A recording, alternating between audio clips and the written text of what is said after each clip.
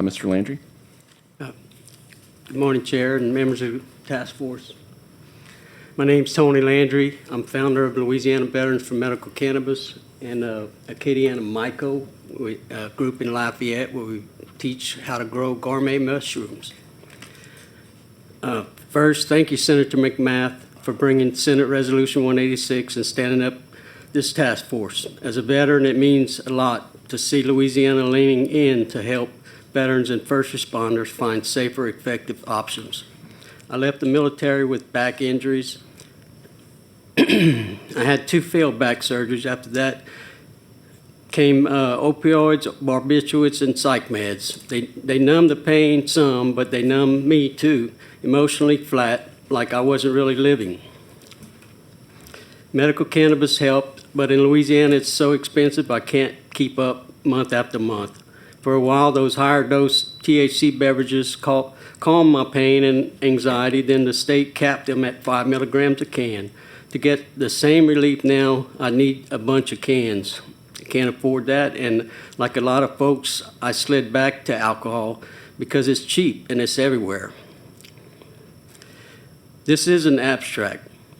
In 2022, Louisiana lost 104 veterans to suicide. Our rate is higher than the national average rate. In the 35 to 54 age group, it's even worse. That's the backdrop of everything I'm asking today. Excuse me. Thank you, sir. I did find hope when I lived in Tucson in a community spiritual setting. Psychedelic-assisted care helped me change my relationship to pain and trauma and alcohol. Then life happened. I separated from my wife in Tucson, divorced 6 months later in Louisiana, and back home I lost access and relapse. Made worse by the cost of cannabis here. I even paid about $1,500 to fly back for a booster treatment. Most veterans can't do that. And this is evidence informed that a randomized clinical trial showed psilocybin and with therapy reduced heavy drinking days. Groups like Heroic Heart Project and Healing Breakthrough report strong improvement for many veterans when integration support is included. It's not a one and done. You still need support.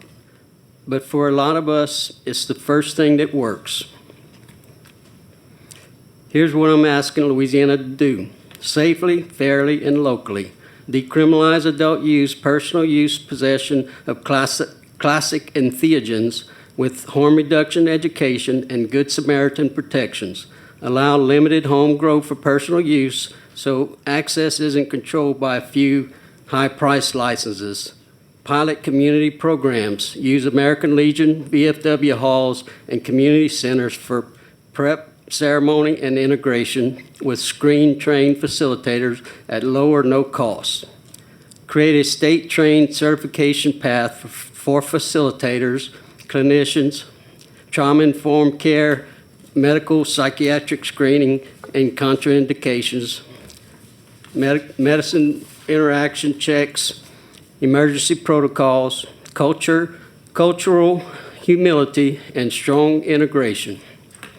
Protect sincere religious practices so we don't criminalize bona fide spiritual community use while clinical pathways evolve. Avoid corporate capture. Prioritize nonprofits and veteran-led groups. Keep prices humane and measure outcomes so we know what works. Include first responders and frontline medical professionals, law enforcement, firefighters, EMS, EMTs and paramedics, 911 telecommunicators, and emergency ICU nurses and physicians with post-critical incident access and integration support. I can attest, psychedelic medicine helped me step out of cycles of pain and addiction. Right now, I don't have access, and if we hand this over to a couple corporations, many of us still won't. Please give Louisiana veterans and first responders and frontline medical professionals safe, affordable, community-based access so we can heal, work, reconnect with our families, and stay alive. Thank you, and thank you again, Senator McMath, for Senate Resolution 186 for taking this seriously. Thank you, Mr. Landry. Thank you for your testimony today. Thank you for your time. Yep. Can I just explain a little more about what the psychedelics? I've been to the 2019 psychedelic conference in Phoenix. I learned a lot there about the different plant medicines and all. And the way I can explain it is every time when you're born, all your synapses are firing off good and they're connected. And every time you have some traumatic event, they stop. It forms a little block there. And the psychedelics increase neuroplasticity, and it lets everything connect again. So you're able to get on that pathway around that whenever you had some trauma and you get in a bind, you go back to your old ways, old alcohol and whatever. So the psychedelics kind of keeps you up on I-10 away from all that mud. That's a great way to put it, Mr. Landry. Thank you. Yeah, and you bring up a great point. You know, there's a lot of neuroscience behind what we're going to be discussing over the next few meetings.